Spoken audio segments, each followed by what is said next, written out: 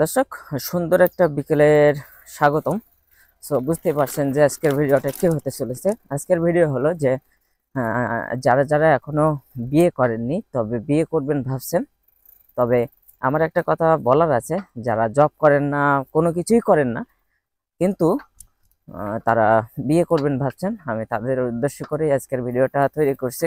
তবে আজকে মূলত সাইকেলিং ব্লগ, আর সাইকেলিং ব্লগটা হলো যে আমি বিশাল বড় একটা বিল, এই বিল দিয়ে কিন্তু সাইকেলিং করব, আর সাথে সাথে আপনাদের উদ্দেশ্য করে যারা বিয়ে করবেন তাদের উদ্দেশ্য করে ভিডিওটি তৈরি করব। তো সাথেই থাকুন আর ভিডিওটি এনজয় করুন। ভিডিও ভালো লাগলে অবশ্যই একটা লাইক করবেন, কমেন্ট করে জানাবেন যে কেমন লাগলো। আর অবশ্যই দ্বিজেন্দ্র উল্লাল মন্ডল ব্লগ চ্যানেলটি সাবস্ক্রাইব করবেন, আর যারা যারা চ্যানেলটি সাবস্ক্রাইব করছেন তাদেরকে অসংখ্য ধন্যবাদ। সো দেখতে থাকুন আর ভিডিওটি এনজয় করুন। তো দর্শক, আপনারা জানেন যে আমি ঢাকা থেকে গ্রাজুয়েশন করছি, একটা প্রাইভেট ইউনিভার্সিটি থেকে, আর তারপরে আমি এমবিএ করছি খুলনা নর্দার্ন ইউনিভার্সিটি থেকে। যাই হোক, এটা বিষয় না, লেখাপড়াটা যখন করবেন আপনি তখন কিন্তু আপনার ফ্যামিলি সাপোর্ট থাকবে প্রচুর পরিমাণ। যে আপনি লেখাপড়া করছেন, বাইরে করছেন কি কোথায় করছেন বা এলাকা থেকে করছেন, আপনার কিন্তু ফ্যামিলি প্রচুর পরিমাণ সাপোর্ট করবে লেখাপড়া করার জন্য। যখন আপনি লেখাপড়ার পরে, তার মানে লেখাপড়া কমপ্লিট হয়ে গেছে, লেখাপড়া শেষ হয়ে গেছে আপনার, তখন কিন্তু আপনি চাকরি বাকরি করার জন্য ট্রাই করবেন।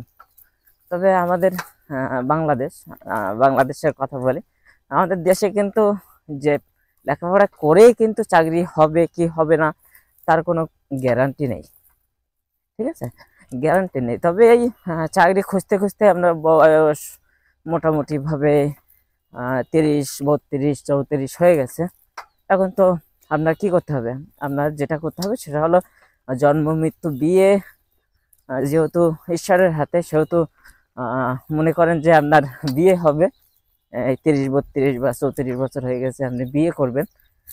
হ্যাঁ, ঈশ্বর আপনার কপালে বিয়ে লিখছে যে আপনি বিয়ে করবেন।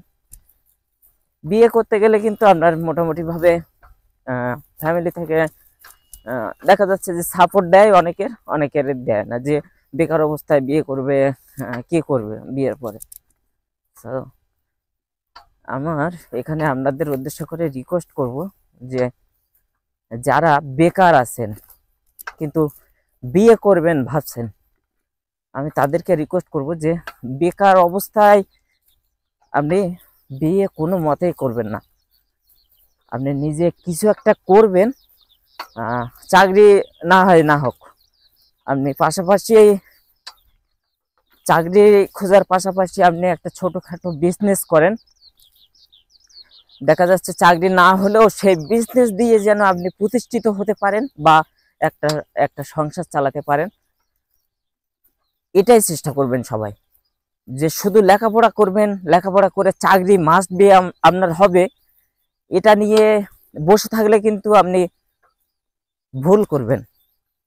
আমার নিজের থেকে আমি এক্সাম্পল দেই, আমি লেখাপড়ার পাশাপাশি কিন্তু কিছুই করতাম না। তবে যখন আমি ঢাকায় যাওয়ার পরে আমি শখের বসে আমি একটা ক্যামেরা কিনছিলাম। হ্যাঁ, ক্যামেরা কেনার পরে সেই ক্যামেরা দিয়ে কিন্তু আমি পার্সোনাল ফটোশ্যুট করতাম শখের বসে পার্সোনাল ফটোশ্যুট করতে করতে কখন যে আমার প্রফেশন যে এটাই হবে, আমি কোনোদিনই ভাবতে পারিনি যে আমি এটা দিয়ে আমি ইনকাম করে আমি সংসার চালাবো। যাই হোক, আমি মোটামুটি ভাবে যা ইনকাম করি আমার সংসার চলে যায়। তবে মাঝে মধ্যে 1-2 মাস আমার একটু ঝামেলা হয়। ঝামেলা বলতে গেলে কি, যেহেতু ফটোগ্রাফি বা সিনেমাটোগ্রাফি বা ইভেন্টে যেহেতু আমরা কাজ করি, সেহেতু 2-1 মাস তো গ্যাপ যেতেই পারে।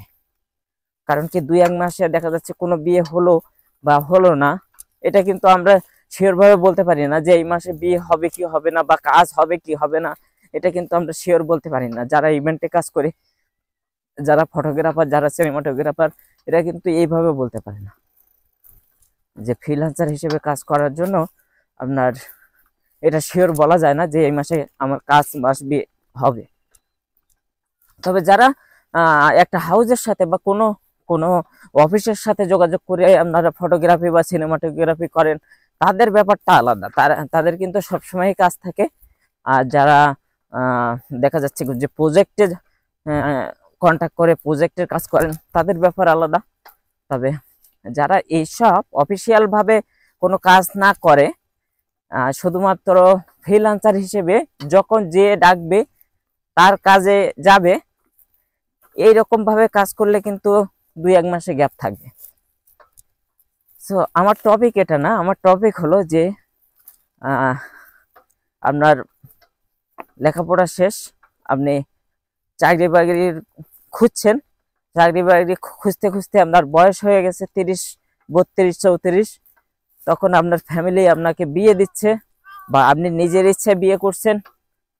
এই নিজের ইচ্ছায় বা ফ্যামিলিগতভাবে বিয়ে দেওয়ার পরে যেটা হবে, আপনি যদি ইনকাম করেন কোনো সাইড থেকে তাহলে আপনার সংসার শান্তিতে চলবে। আর যদি ইনকাম না করেন, আপনি যদি আপনার ফ্যামিলির ইনকামে আপনি যদি চলেন, আপনি নিজেও চলছেন আবার নিজের বউকে চালাচ্ছেন, তারপরে কিছুদিন পরে আপনার একটা বেবি হবে, আপনি সন্তানের বাবা হবেন। তখন সন্তানের বাবা হওয়া সত্ত্বেও আপনি কোনো ইনকাম করছেন না, আপনার সন্তান চলছে আপনার ফ্যামিলির টাকায়, হ্যাঁ ফ্যামিলির টাকা দিয়ে চলছে, আপনি চলছেন, আপনার বউ চলছে, আপনার ওয়াইফ চলছে। সে সময় কিন্তু আপনার সংসারে অশান্তি লেগে থাকবে। কারণ কি, কোনোভাবেই আপনার বাবা মা আপনার বউকে সহ্য করতে পারবে না, বা আপনি ইনকাম করেন না সেহেতু আপনাকেও সহ্য করতে পারবে না। তাই আপনাদের উদ্দেশ্যে আমার রিকোয়েস্ট যে আগে ইনকাম করুন, আগে প্রতিষ্ঠিত হন, আপনি একটা ফ্যামিলি চালানোর মতো হন। সে সময় আপনি বিয়ে করেন, তাহলে দেখবেন কোনো রকমভাবে কোনো অশান্তি থাকবে না। যেহেতু আপনি ইনকাম করবেন, আপনার ফ্যামিলি চালানোর মতো সামর্থ্য আছে, সেহেতু আপনার ফ্যামিলিতে কোনো অশান্তি থাকবে না। আমার নিজের থেকে আমি উদাহরণ দিই, 2-1 মাসে আমার একটু ঝামেলা হয়, তার মানে ইনকাম হয় না। যখনই ইনকাম হয় না তখনই কিন্তু ঝামেলা স্বাভাবিক হতেই থাকে। সো আজকের ভিডিও এই পর্যন্তই। যারা চাকরি করেন না বা কোনো ইনকাম করেন না, আমি তাদেরকে রিকোয়েস্ট করব যে আগে নিজে প্রতিষ্ঠিত হন, তারপর বিয়ের চিন্তা করেন। তাই আপনার যখন 40 বছর হয়ে যাবে বয়স, আপনার যদি ইনকাম থাকে, আপনার যদি টাকা পয়সা থাকে, যে কোনো মেয়ের ফ্যামিলি আপনাকে আপনার হাতে তুলে দেবে মেয়েকে। তো ভালো থাকবেন সবাই, সুস্থ থাকবেন। নেক্সট ভিডিওতে দেখা হচ্ছে। আজকে মূলত আমার ইন্টেনশনই ছিল যে আপনাদের উদ্দেশ্য করে এমন একটা ভিডিও তৈরি করি যেটা আমার উপর দিয়ে যাচ্ছে। তো এটাই তৈরি করার ছিল, আর আমি এটাই ফেস করছি, যার কারণে আপনাদের সাথে শেয়ার করলাম। তো ভালো থাকবেন সবাই, সুস্থ থাকবেন। নেক্সট ভিডিওতে দেখা হচ্ছে। Bye bye.